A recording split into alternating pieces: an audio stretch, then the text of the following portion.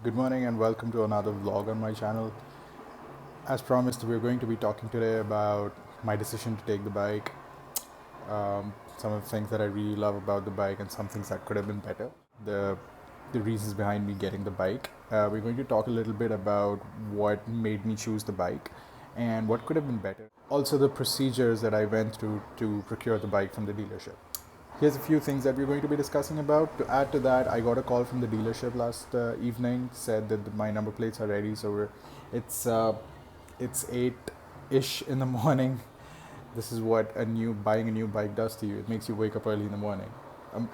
Waking up that you don't regret, actually, because I'm not a morning person at all. We're going to be heading down to the dealership, meet with the guy to get the number plates fixed, and if time permits, we're going to shoot the video there. If not, then I'm going to get back and shoot the video at my own convenience. See you in a bit. We just got here to the service center. My nameplate is almost ready. They're getting it ready to come fix it out. Bike is performing really well. I'm really excited. I just can't stop riding this machine, man. Also, the traffic was a menace, to be very honest. I had the number plates fixed. I'm going to be showing those to you in a bit. And this also calls for a very high level overview. So I'm going to get started. So before that, I just wanted to talk a little bit about how I made the decision to get this bike. And then we can move on to talk a little bit about the procedures that I had to go through to procure it. And then we'll wrap it up by talking about what I really love about the bike, and at the same time, what could have been better, right? So let's get started. Okay, so I was looking at a lot of bikes. I test rode the SD. I test rode the Royal Enfield. Royal Enfield was never even close in my list of choices, but it was something that I wanted to test ride because it falls under the same competitor category. SD, however, was pretty decent. The only problem that I had with the bike was the steering or the comfort level while riding was not the optimal, right? Now, Yezi's done a fantastic job with the engine, by the way. They put the Hyperx engine into the Roadster, actually all of them, and then tuned it a little bit. But the problem here is that the engine does not tell you that it is of a cruiser. The engine tells you that it's more of a sporty performing bike, more of the kind of bike that has more horsepower. I have no problem with that. I'm all up for it. The thing is, when you're looking at a cruiser, you're not looking at a lot of horsepower, right? Now you're looking at that oomph, you're looking at the torque, you're looking at that thump, right, so to speak. And I think that is something Honda has done a phenomenal job in doing. The Classic was also great. The only problem is everybody owns a freaking Classic, okay? And in terms of refinement and ride quality, I don't think anybody can beat Honda. Classics come a very long way, don't get me wrong. The previous Classic, when compared to the one that just came out last year, the engine is super refined, much better, very low on vibrations, but somehow it just didn't click with me, right? Right, now to the procedures. So when you walk into a Honda Big Wing dealership, and then this is specifically for the kind of people who are willing to put down some amount as a down payment and get it on loan. Now you got to really make sure that when you get into the dealership, you sit down with the finance guy, make sure that each expense is jotted down, and that you know what you're paying for. Everything is accounted for. Here's what happens, right? When you go in and talk to them about the quotation, they put down most of the charges, but there's a very high chance that they will miss out deliberately on a few expenses, or maybe not, because they probably would feel that it's not really more of an expense from their perspective, but it's very important. I'll give you a very short example. So when the loan pro forma is done and they submit it to you for evaluation, you take a look at it. All the expenses will pretty much be accounted for. But there's a couple of expenses here and there that you will not see coming, which will not be mentioned. For example, there's something called a stamp duty that needs to be done in order to process the loan. But what is not mentioned in the invoice is the e-stamp. Now that is something that costs at about 0.3%. Yeah, it's somewhere around 0.3% of the entire bike's cost. And that is something that is taken separately by the finance person who's going to be processing your loan. So this is something that came out to me as an ad hoc which was not accounted for. I know it's not that big of an expense because 0.3% of the entire bike's total is barely about $700. So it's not that big of a deal. And the point is not that. The point is to make sure that each and every expense is accounted for so that you have a track of what's going on. So now that we have the basics of procurement covered, let's move on to talk about what I really love about the bike. And this is the part that I'm really excited about. So first things first, here's the bike, here's the beauty. We got the nameplates attached, right? Right, so the best thing so far that I really love about the bike is its performance and how smooth it is. And this kind of ties it back to the first thing that I mentioned about why I even picked this bike in the first place. So there's a lot of options in the market, right? But then I think this bike in some way has an upper hand over its competitors. The reason why I'm saying that is because this bike is the sweetest spot that you can find between balance and power, whereas the Java is not pretty much so, right? And for that matter, even Classic. Now, I feel that the way Classic is sold in the market is more about the sentiment rather than the performance, because going to Ladakh and buying a Royal Enfield, not in that way particularly, not in that order, has become very synonymous. So it is super understood that people have a very huge sentiment about Royal Enfield, and I'm not against the bike. It's just that I'm saying this bike is way ahead of its league. So a very good friend of mine actually even offered to sell me his Interceptor 650, which by the way is an amazing bike.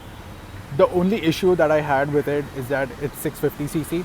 And again, when I say issue, I don't really mean it to be an issue. The only thing is that the major factor that I had to consider here was that this is my first bike, and I didn't want to get into something that I couldn't handle.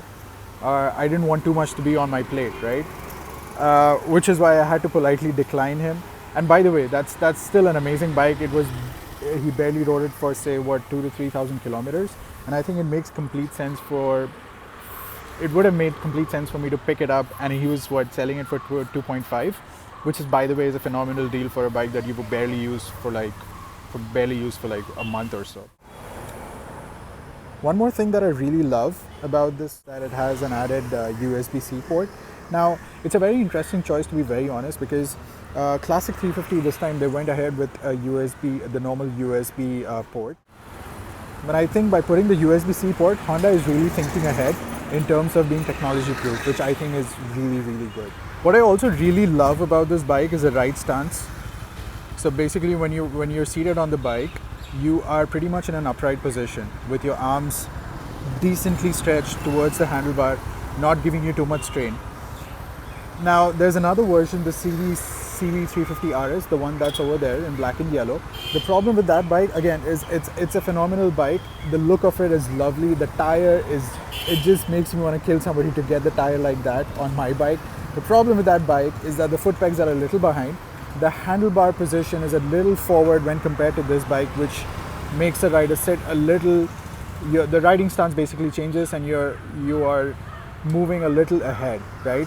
Now that's okay, that's not a problem as long as you're in city limits. But the moment you hit the highway and you're doing say 400 to 500 kilometers or maybe even 1,000 kilometers a day, fatigue starts to kick in, and that is exactly what you don't want. As opposed to this bike, where your riding stance is upright, the position that you're sitting in is upright, you're not really putting a lot of strain on your legs, because in that the foot pegs are a little behind, which means your legs are tucked a little behind, which is not really good. Yeah, one last thing before we wrap up and move on to talk about things that could have been better about this bike. I really love the idea that the bike comes with hazard switches, which are directly installed from the manufacturer. So this kind of saves time and cost of you getting an aftermarket accessory of this sort, which I think is really great. Now let's talk a little bit about what could have been better in the bike, right? So let's just start off by talking a little bit about the headlights. The headlights are great, I'm not denying that. The problem is they're not very luminous or bright as they have to be. When you're on a brightly lit road and you are doing your rounds, say at about 50 to 60 kilometers per hour, no hassle at all. My concern is majorly with the roads that are a little darker or with no street lights at all. Now here's the problem with that, right? Say you're doing a 50 to 60 kilometers per hour on the bike and you hit a road that is very linear but at the same time very bumpy. Now what's going to happen is it's going to give you a very hard time to judge. In that case, your braking is either going to become very intermittent or it's going to be very constant. Now, there's only one thing that can happen to that. Again, this is something that is very specific to me, which is why I thought I'd put it out here. What really happens in that case, because you're really unsure about the braking, because the road is unclear, the suspension starts going back and forth a lot, and it starts hitting your butt, which really ends up fatiguing you. So this is something that I honestly observed, and this is my own experience, which is why I thought I'd put it out there. Again, this is to each its own. It's highly possible that this is not something that is a problem to you. Another thing that I really want to talk about here is the instrument cluster, right? It's a really beautiful instrument cluster. It's got a mono cluster with a very small digital screen, which is packed with a whole lot of information. The only thing here is that a dual cluster in this bike would have really added a lot of pizzazz to this whole shindig that we have going on here, which would be really phenomenal. I would love to see an RPM counter. I would love to rev the bike to see the revs going up and down. That is something that really, really, really makes me go insane. Now, the next thing I want to talk about is the color. Honda has a whole gamut of colors that it's offering, right? So for example, if you look, there's a matte green over here, and then you have a very matte black dual tone, and then that's the same color as my bike, right? And then there's so many other colors like glossy red and there's a new gray. One thing I really don't like about the color scheme is that they don't have a pure matte black.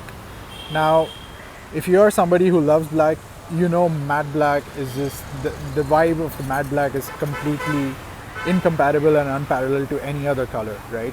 Now, this is a very decent matte black. The only problem is it's a very dull matte black. This is a very dull dual tone. The problem with that is that it doesn't even stand out as a matte black, right? That is a problem. And here, I really want to give brownie points to Royal Enfield's Classic 350. Their stealth black is just a killer. Now, here's the thing, right? The bike is so well made and it's completely drenched in black that it gives you the vibe of the Cape Crusaders two-wheeler, which is just beautiful. One last thing, and here I'm just being super nitpicky. Again, this is not at all an issue, but this is something that I found, could have been different. Now, you see, Honda is giving a stock seat, a single seater as a stock seat, whereas if you want to get the dual seater, you have to pay an extra amount, which is say about $3,500 to get it installed, as compared to the Classic 350, which by default comes with a dual seater. I think that just gives you more comfort in terms of the pillion and the rider as well. But okay, I think that is just me being nitpicky. This is very comfortable seat. It's not super hard and it's not super soft. It's just the right amount of hard so that your butt just doesn't start sinking into the seat and gives you terrible backaches. One important part that I actually forgot to shoot was what you need to think of before you buy a bike. Now, there's a multitude of reasons why you could be doing it. You could be doing it probably because your friend has it. You could be doing it because, well, it's a fancy looking bike and then you want it, which are all okay as long as you're okay with them. But here's a few things that you can actually think about or put your thought into before you actually make that first purchase. Figure out what really matters to you about the bike, right? Is it the power? Is it the torque? Is it the riding position? What exactly matters to you? In my case, at least, when I bought the CB Hness, what really mattered to me was the riding comfort, which is unparalleled. Second was the clutch. Now, the clutch was very important to me because the Hness comes with an assist and a slipper clutch. I'm not going to explain what they are. Just know that an assist clutch is much lighter on your fingers than a regular clutch.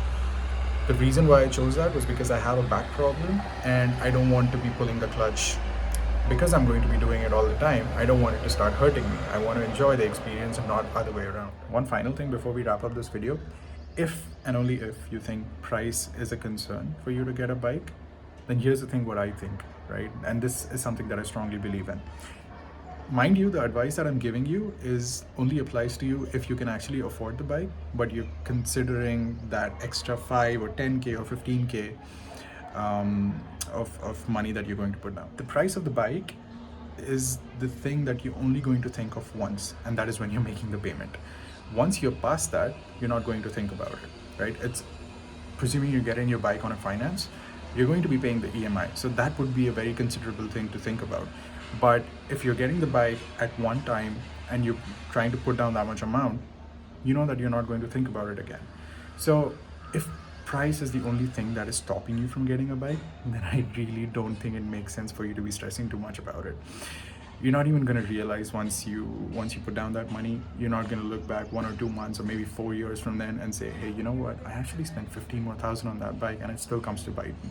Not going to happen, trust me on it. Well, yeah, that's pretty much it. This wraps up the video. I think I tried to cover almost all of it. Again, I tried to keep it as high level as possible. I didn't want to get into the technicalities at all. However, if you feel that there is something that you need clarification with, I'm going to try my best to answer. Just drop in the comments and I'm going to take a look at it and get back to you. Also, please like the video, share it if you found it useful, and thank you for joining. Take care. Bye.